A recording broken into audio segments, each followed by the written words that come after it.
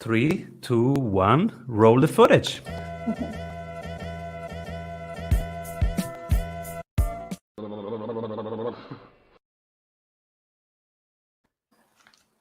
Hello, everybody. Welcome to the Strategy Show. I'm your host, Simon Severino, and I'm super pumped. Today, we have the author of Stop Checking Your Likes, the amazing Susie Moore. Oh, I'm delighted to be here with you. Thank you so much for having me, Simon, or Simon. I think as you pronounce it. Most people say Simon, but it's Simone in Simone. Italy. Oh, Simone. I like that even more. You are such a rock star. Your social medias are so popular. Your YouTube is so watched. Your Instagram has tons of followers. What are you doing? Well, let me see. What am I doing? A couple of things, I think. First of all, growing slowly and organically, right? Nothing happens overnight. Really, nothing good in life really happens instantly. It's always a slow build. I've been doing this for years. I started doing YouTube a few years ago. And I think also just being myself. I mean, first of all, it's easy to be yourself, right? Who else are you going to be? And then just kind of having fun and not overthinking it, just taking action. Super cool. We will unpack with you why it's important to have a huge bias towards action, why you should trust your intuition, and why confidence means discomfort. Yes. Super cool. But before, what are you currently creating? I'm actually already working on my next book, would you believe? I don't know if I've lost my mind, but I don't know. I just feel like, this time in quarantine, it's a really good creative opportunity. Like truly, no distractions, no FOMO, no decisions. Should I go here? Should I go there? We're all at home. There's no traveling. So I'm actually working on my next big creative project that way. What will it be about? It's going to be, to give you a little sneak preview, it's going to be a collection of stories, fun, modern stories, but with like ancient wisdom weaved in and like a moral at the end of each one. But real, relatable, not ancient, boring stuff. Really good, real, honest talk. Sounds cool. So let's go into your CEO tip number 1. You have to move towards action, action, action. Why? Oh, because thinking is the enemy. Thinking is the enemy. Those of us who, the way that I think about it is, imagine a kid at the top of a diving board, right? Like waiting, like, should I jump? Should I jump? Should I jump? The more you think, the more you kind of assess the situation, the more you kind of consider all the options, the least likely you are to do anything, right? The fear can really overtake you. And the people who I've coached and in my own experience, and in my research, I know that those who win just take a lot of action. There is not too much thinking, not too much procrastinating, not too much, let's assess the whole landscape before I make a move. It's just making moves, because when you think about it, success is volume in so many cases, and you can't win on the things that you don't do. So better to do 5,000 things and have 17 work than do 2 things and have nothing work. I am operating with this principle, and I am so glad that year after year, technology makes it easy for things to be just reversible. You can write a blog, you can rewrite it, you can start something. It will just disappear. It will just be invisible if it's not resonating, if it's not helpful. It will just disappear. But you can write 100 articles, and if one is helpful, it will have impact. Yeah, and I have not seen a single exception where there's been a person who's like only created a few things and they've all been fantastic, right? Clarity comes through action, not through thinking. And anything that you do well, you must do often, right? So we get better and better the more action we take too. And plus, action is fun. Thinking isn't fun. The mind can be a scary place, right? If we allow ourselves to just, kind of be in our mind too much, it's dangerous. But if we're kind of just creating, we make collaborations, we learn as we go, we make mistakes, it can be fun. So action, action, action, nothing replaces this. And also only action cures fear. Only action kills fear. I like that. Yes. Before we move to your second CEO tip, which is why you should trust your intuition, we go to our segment that we call the Strategy Award. Strategy Award.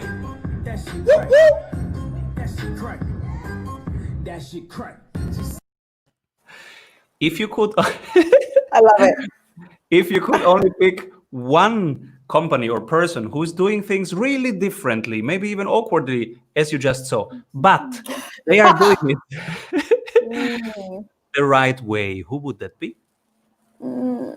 Interestingly, I'm on the email list for Kim Kardashian's product, which is Skims, which is a shapewear company.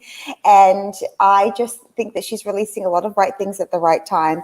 Face masks, shapes of shapewear for different sizes of women, all different types of colors of women. And I just think that I'm enjoying watching what she's doing. Super cool. Let's go into the second CEO tip that you have for us. Why should we trust our intuition? Well, everyone will give you an opinion, and no one's opinion is wrong. They're just coming from their own lens of experience. So, for example, people will tell you, you need to have a high-end offer in your business. You need to be on YouTube. You need to be in the media. That's something that I preach.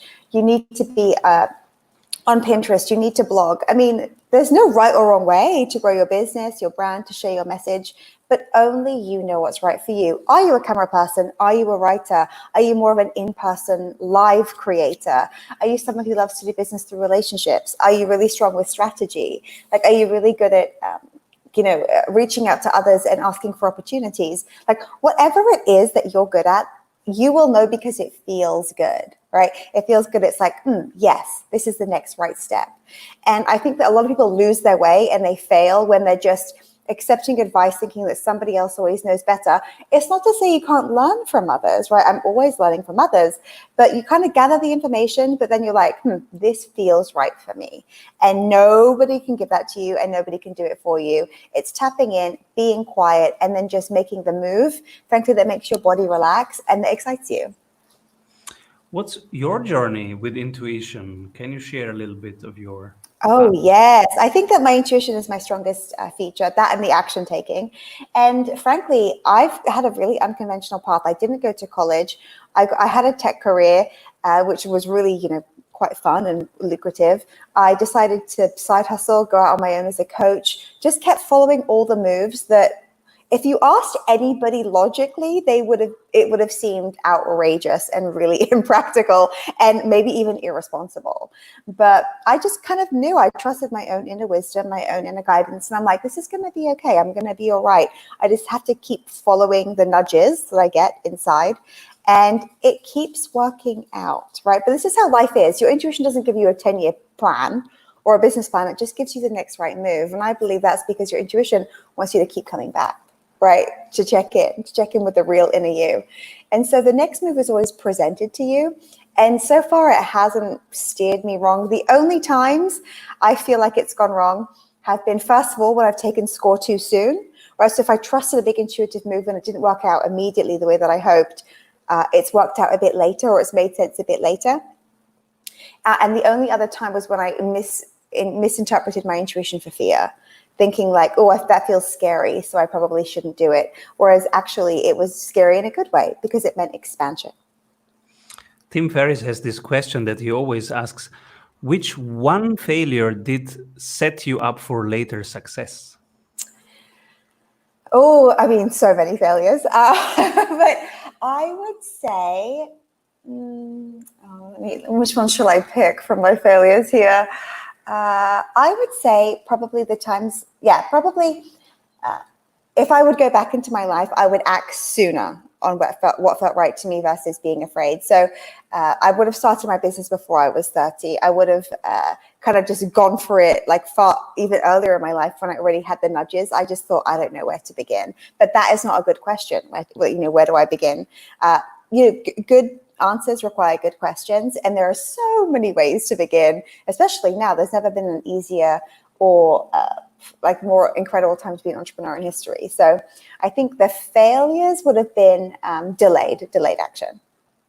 And this is interesting. Let's dig deeper, because right now people are confronted with a situation where they either lose their job or so they have to start anew. and they have to trust their intuition, or they have this side thing going on, and now maybe it's the right time to jump.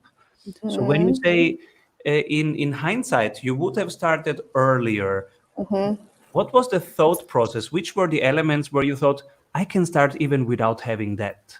Well, I feel like if you have a nudge, right, to do something, to create something, to side hustle, for example, it's often with you for a while before you begin. And that's okay. I mean, it takes us some time there's an old expression, the best time to start something is when it's finished, right? Meaning you actually have a vision or an idea for where you're going. It will certainly change as you evolve.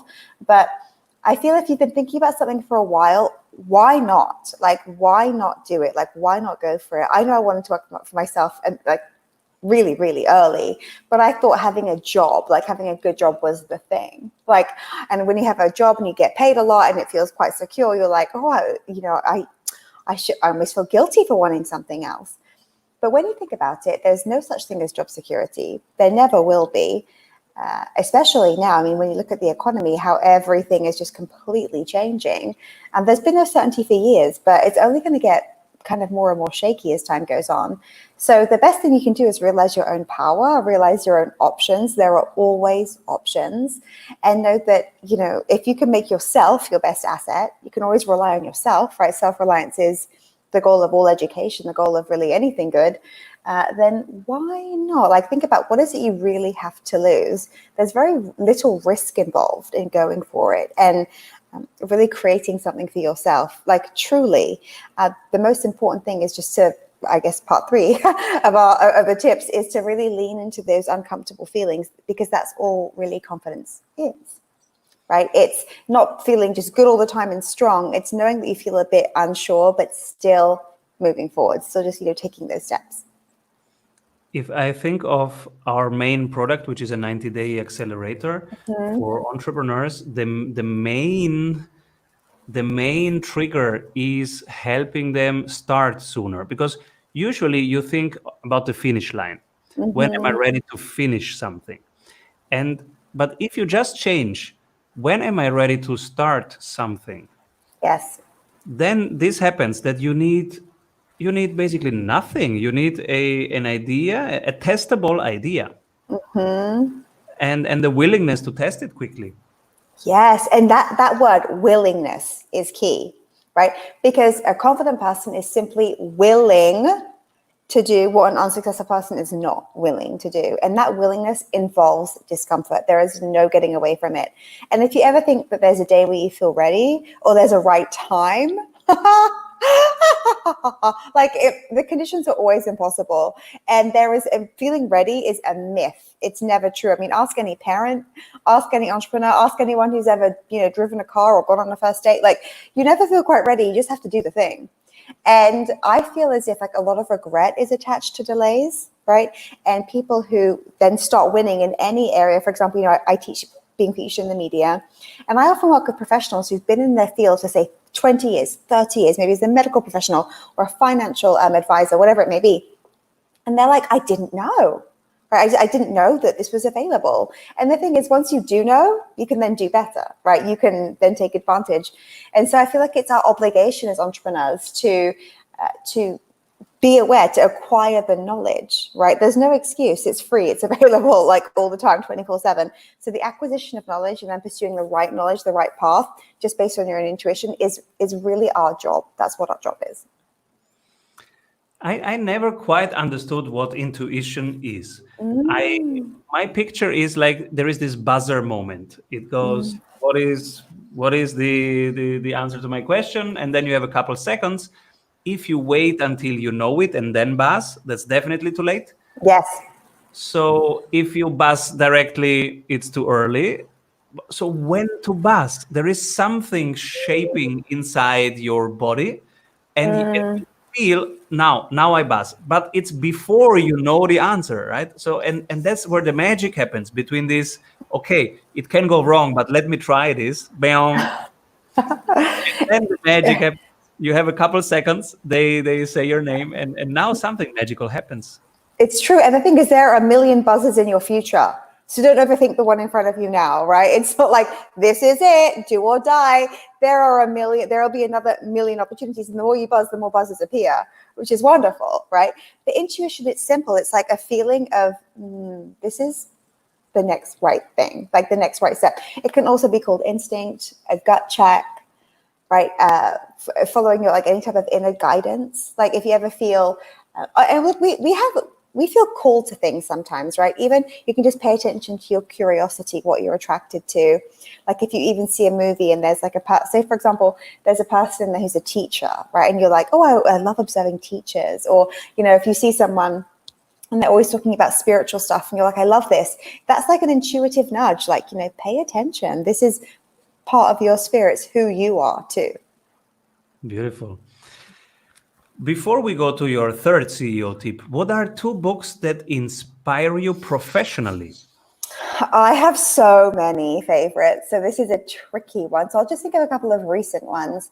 I love Success Through a Positive Mental Attitude, very good book. And I also, what else have I been reading lately? The Richest Man in Babylon. I love both of those two. They're old classics, oldies and goodies. And 2 books that inspire you on a personal level? On a personal level, I would say, actually, right now I'm reading language books because I'm learning Spanish since I moved to Miami. So I'm actually reading children's stories in Spanish, which is the best way to learn, which is also extremely fun and funny. I'm reading about a little rat who explores the world in Spanish.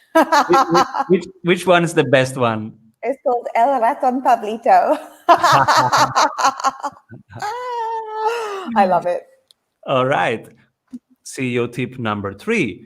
Confidence means discomfort. Yes. I actually call this the negative emotion tolerance. A confident person is simply willing to experience the negative emotions that most people aren't. So if you think about it, we often think that a confident person is someone who's just always winning, or someone who knows how to be really charismatic on stage, or something like that. But it's simpler than that and quieter than that. It's simply someone who's willing to be rejected, to have someone say no, to be not liked, the courage to not be liked, the courage to be wrong.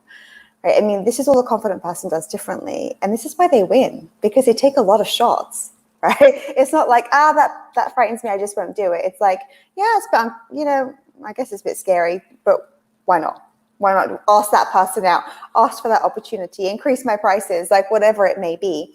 If you're willing to lean into the discomfort, not run away, it's incredible what can happen for you. So really, that's it.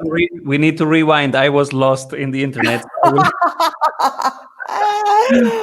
will ask you again. What was the question? Oh, yeah, sorry. I have to go back to the whole question. So, oh no. CEO tip number 3. Yes.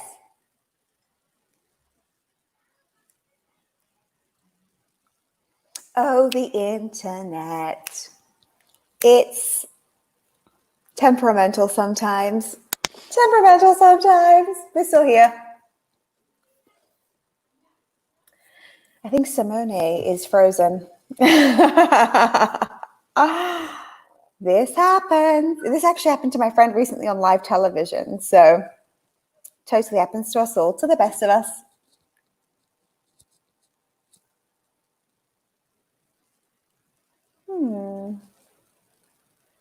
Don't you love it? Do you know, there's a lesson in this. When something's live and it doesn't work, the lesson is things don't work. It's okay, right? You do your best, you show up, you can't control everything, and you just got to relax.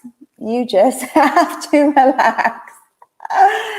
And technical problems happen for everybody. So I can lean into my third tip, solo, which is leaning into your discomfort. This is all confidence is. Truly, it's your ability to experience. Oh, Simone, I was just going for it. I was explaining tip number 3. Super cool. But please do it one more time. Okay. For the editing team. So it's minute 19, and we'll do it again. Yeah. So CEO tip number 3. Yes. Why is confidence equals discomfort?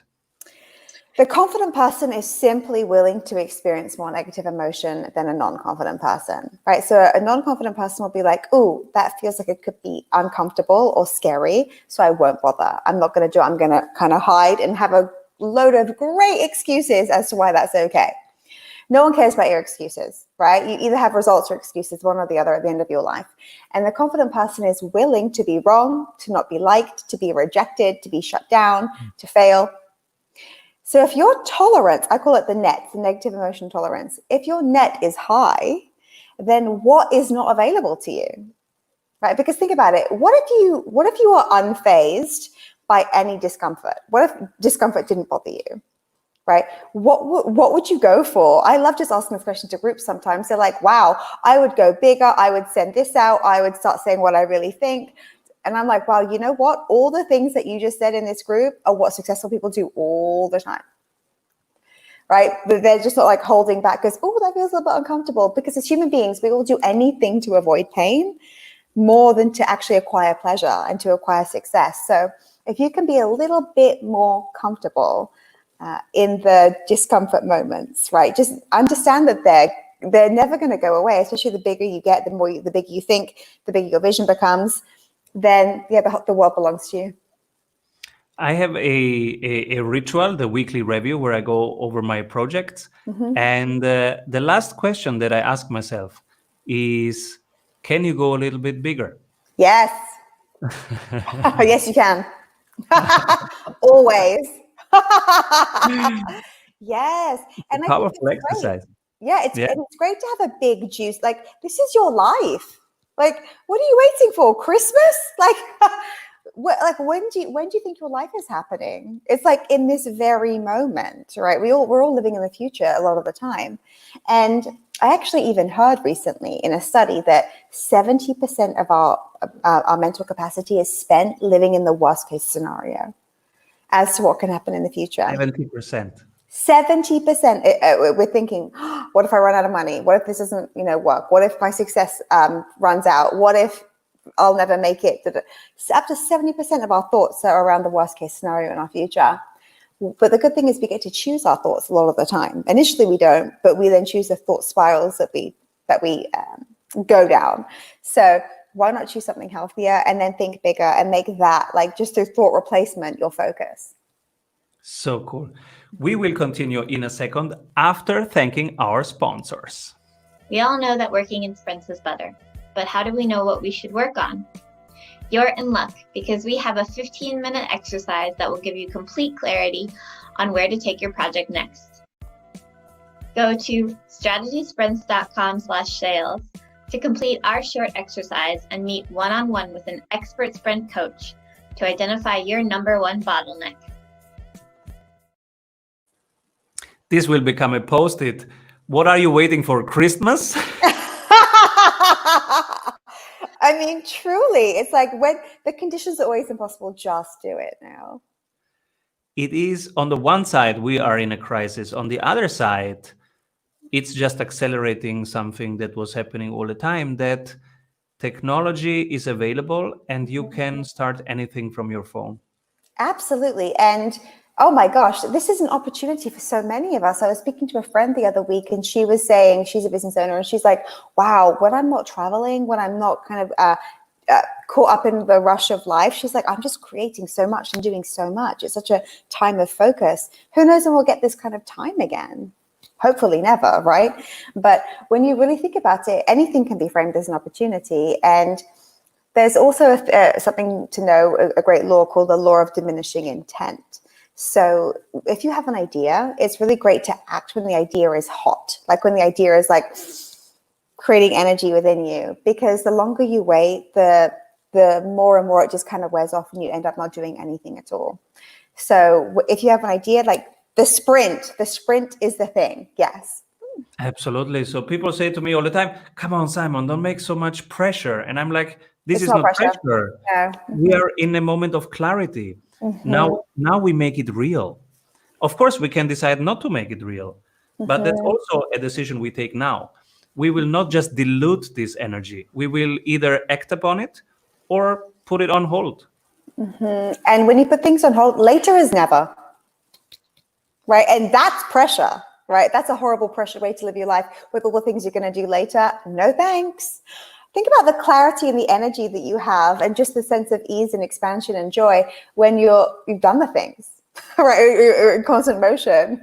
I'm absolutely a sprinter. I'm right there with you. And I know the value of this. It is absolutely true. And the high achievers are sprinters. In fact, when I used to work at startups, the most successful startup that I worked for, that I helped build in 2011, it was sold for $405 million.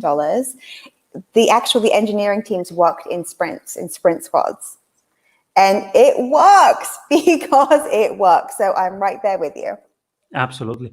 Also, on a personal level, we had here David Allen from GTD, and he has this wonderful flow of how you stop basically doing to-dos, and you just say, okay, what is the intention? What are your main projects? Is a small list of projects, and they should be big, and then you just have one next action. Only one next action. So no milestones, plans, resources, whatever you have. All these things in the middle is a way. You have just 10 projects and your one next step for each project. Yes, this is actually how the word priority was formed, right? It's not priorities, plural. It's one priority. We've made it priorities. Well, it's not my list of 13 priorities. It's one. It's like one in the moment. It doesn't mean you don't have many in your future or in the next week, right? But yes, one in the moment. I absolutely agree with you. Absolutely. And talking sprints in tech, they have this backlog, and they have it starts with backlog doing done. And this backlog, we have eliminated that because a backlog is always, what is it exactly? You need to clarify. Is it I commit to do something, but at a later stage? That's really different from maybe later. And this is an important energetic clarification that I think needs intuition, but needs a clear commitment. It's either it's a pool of just ideas, then call it ideas, because it's clear that you do not commit. You do not commit to do it at any point in time. I love that. I love that. Or you commit, but then say, okay, it's Q4, it's Q3, it's Q2. Well, then why do you have a backlog? Yeah. So, can I add one thing to that? Speaking about intuition again, if something is on your to-do or your backlogs or your ideas, and for some reason you never get around to it, maybe you're not meant to do it as well. Like your intuition will, if you're a person too who achieves a lot, right? If you just typically get through the things and focus on your priority and get it done, then if something just keeps being pushed back, maybe it's not meant for you. absolutely. Absolutely. Where can people find you in the easiest way? The easiest way is my website, susie-more.com. And if you want to check out my latest book, Stop Checking Your Likes, it's available everywhere books are sold. Who should work with you? Anybody who wants to understand their limits, like understand their self-imposed limits so that they can shed the limits and become more fully themselves. So if you want to work on your self-confidence, if you want to work on requiring less validation from other people, then I'm the go-to gal for that. This is so relevant, everybody. Check her out. And who should be my next guest? Oh, I think you should interview my friend Farnoosh Torabi, who's Oprah's finance columnist and my business partner for my live media events. Pitch, please. Wow. Thank you so much. And come back soon, Susie. Yes, I would love to. Thank you for having me today.